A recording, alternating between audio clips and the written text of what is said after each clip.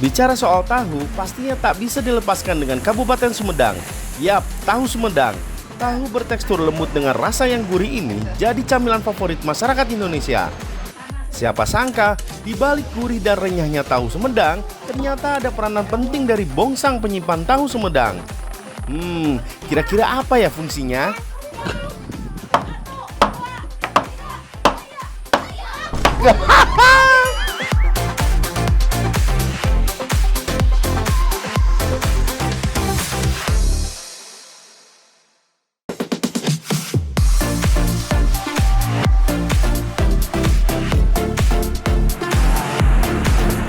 Pedagang tahu Sumedang banyak ditemukan di perbatasan Sumedang dan Bandung, tepatnya Jalan Nagrek Cicalengka, Kecamatan Jatinangor, Kabupaten Sumedang. Di sini berjajar pedagang tahu Sumedang dengan ciri khas tahu yang ditumpuk di atas penggorengan seperti ini. Yang jadi pertanyaan, tahunya baru matang atau sudah lama ya? Yuk kita cari tahu deh. Ada yang angetan, ada yang baru, jadi ini sesuai request. Sesuai request pembeli. Kalau mau yang dadakan bisa, kalau mau yang diangetin bisa. Oh gitu, jadi kalau yang mau nunggu dadakan. Ya. Kalau mau cepet diangetin. Diangetin. Tapi harus nanya dulu tapi ya. harus nanya dulu ke pelanggannya. Ini mau tahu seadanya apa mau dadakan gitu. Ya. Harusnya bulat ini Bu. Kan Iya. dadakan. Tahu Sumedang tidak boleh dihangatkan lebih dari sekali ya Skitlovers, karena tahu mengandung protein nabati yang sangat rentan terhadap perubahan suhu. Pemanasan yang berulang dapat menghilangkan nutrisinya dan akan sulit dicerna oleh tubuh. Tahu yang mereka jual didapat dari daerah Tanjung Sari dan Kota Kaler dekat pusat kota Sumedang. Di Sumedang memang banyak tempat produksi tahu yang melegenda. Salah satunya kios tahu Sumedang di Jalan Mayor Abdul Rahman. Berbeda dengan pembuatan tahu putih biasa, bahan baku kacang kedelainya tidak direndam. Jadi, kacang kedelai yang sudah dibersihkan langsung dimasukkan ke mesin penggilingan. Memasukkan kacang kedelainya jangan terlalu penuh ya. Oh iya, selama penggilingan harus dikasih air seperti ini. Tujuannya agar adonan tahunya tidak terlalu padat dan kering. Kacang kedelai halus yang berwarna putih ini langsung direbus dengan air yang mendidih. Nah ini harus dituang. Ya, harus dituangnya di pinggir. Jangan harus di pinggir. Supaya nggak gosong. Kalau di tengah. Ya. Oh, dan airnya juga harus mendidih ya Pak? Iya, harus mendidih. Supaya nggak ini nantinya nggak bau hangus. Jadi kalau dia nggak mendidih, nanti si adonannya tuh di bawah, iya, di bawah. Ngadep di bawah. Jadi kalau mendidih kan dia nyebar ke atas. Ya, jadi harus itu tuh aturannya ya. Iya. Jangan main cemplung-cemplungin Ya, aja. ada triknya gitu. Ada triknya. Iya. Udah kayak Pak Tarno Pak, ada triknya sulap. Iya. Selama perebusan harus diaduk terus-menerus agar saripati kedelainya tidak mengendap dan berkerak. Rebus selama 20-30 menit, tujuannya agar tahu tidak bau langu. Setelah busanya menghilang semua, saripati akan dipindahkan ke wadah besar dan saring menggunakan kain kasa tipis. Agar saripatinya cepat keluar, kainnya harus ditarik ke atas dan ke bawah seperti ini ya. Proses penyerangan ini bertujuan untuk memisahkan ampas tahu dengan saripati kedelainya. Nah, saripati kedelai inilah yang akan masuk ke proses pencetakan tahu. Nah, ini salah satu proses paling penting dalam pembuatan tahu Sumedang, yaitu pemberian biang. Biang itu merupakan zat penggumpal yang berfungsi agar saripati kedelainya agak jadi menggumpal. Jadi nanti dia bentuknya padat ya. Harus dikasih biang ini. Kalau nggak dikasih biang ini nanti teksturnya nggak jadi kering, nggak jadi padat. Nah inilah kunci keberhasilan untuk pembuatan Sumedang, itu adalah pemberian biang. Karena buatnya juga susah, ya Pak ya? Susah banget ya? Susah. Biang tahu merupakan larutan hasil fermentasi atau sisa endapan pembuatan tahu sebelumnya yang sudah ditambahkan cuka asam. Setelah ditambahkan biang, lalu aduk saripati kedelainya. Tuh lihat, mulai kelihatan gumpalan kecilnya kan Skitlovers? Diamkan selama 10 menit. Nah, setelah sudah menggumpal seperti ini, baru masukkan ke kotak kayu khusus.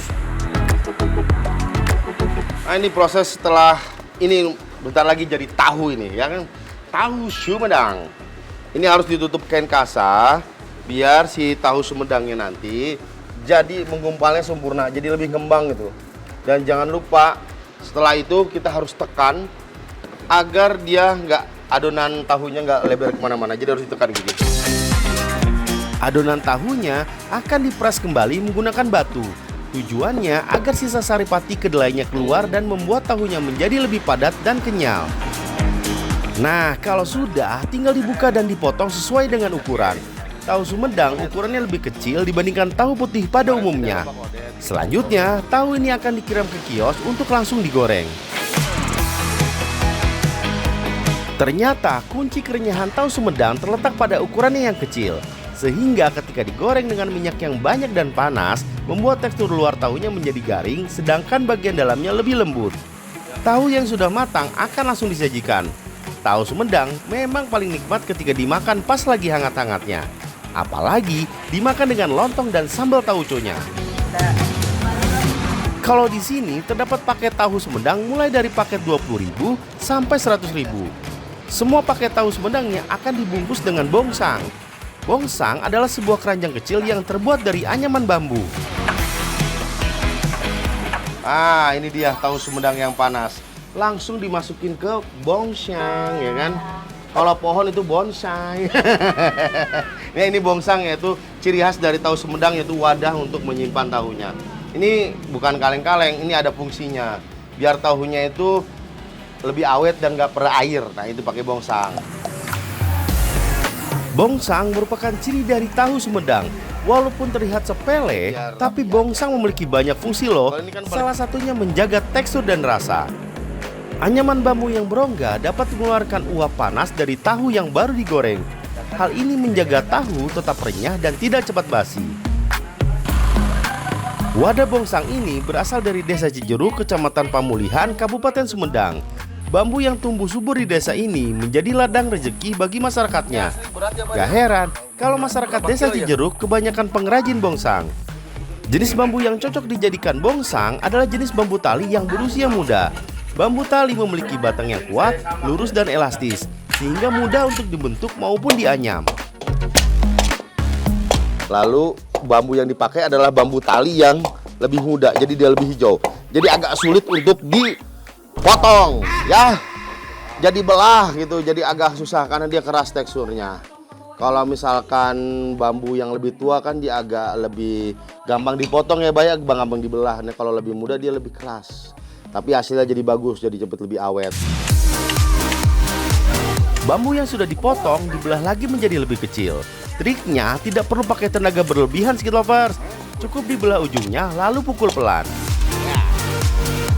Setelah itu baru masuk ke proses penyerutan menggunakan alat khusus yang mirip alat serut kayu. Ternyata teknik penyerutan bambu tidak semudah yang dibayangkan. Bambu harus diserut setipis mungkin. Kalau terlalu tebal, nanti bambunya tidak lentur dan sulit untuk dianyam.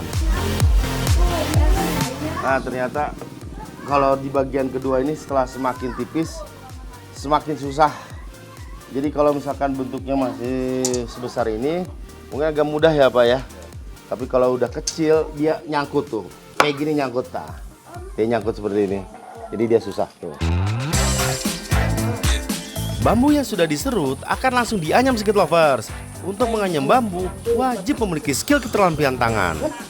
Satu persatu bambu tipis disusun vertikal maupun horizontal sampai membentuk alas.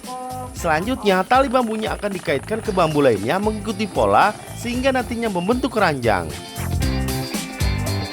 Ini? Iya. Ini? Iya. Terus satu lagi? Ini? Iya, begitu Begini, sampai beres. Sampai beres gini. Iya. Tapi ini lepas, iya lepas. Iya, salah itu itu. salah, Bang. Salahnya kumaha? Harusnya dimasukin ke situ tuh. Aduh, yang aku temennya pusing ini. itu. Oh, Yang temennya ini nih, lihat nih. Temennya. Ya, Sini, sini. pegang Oh. lagi aku nih. Jadi kan diam ininya nih, kayak gini. Gini Oh. kan. Oh, Tuh, Udah keluarin tuh lagi. gitu ya. oh disilang. Iya, iya. Bilang atau disilang. Saya lihat-lihat. Walah, saya nggak bisa-bisa nih skit lovers. Memang sulit membuat bongsangnya ya. Oh iya, kebiasaan membuat bongsang ini sudah ada sejak tahun 1980-an. Pelopor pembuat bongsang di desa ini adalah Emak Pipit. Dia mengajarkan keterampilan membuat bongsang ke keluarga dan tetangganya. Sampai akhirnya desa Cijeruk menjadi sentra penghasil bongsang tahu Sumedang. Gagal ya sih ya? Ya gagal. Aduh, saya nggak ada bakat ini. Saya bakatnya makan tahu Sumedang aja. Bukan wadahnya, jangan bakso tahunya. Si abang. Cuman kampung apa ini namanya Bu? Suka hurip. Ruang Kampung Sukahurip. Ini setiap hari bikin bongsang ini berapa buah? Berapa bongsang dalam sehari? Dalam sehari Dapatnya 200. 200. 2 toros. 2 toros tuh ada 200, satu torosnya 100. Berarti ada ribuan ini kalau dari sini sehari. ada. Adalah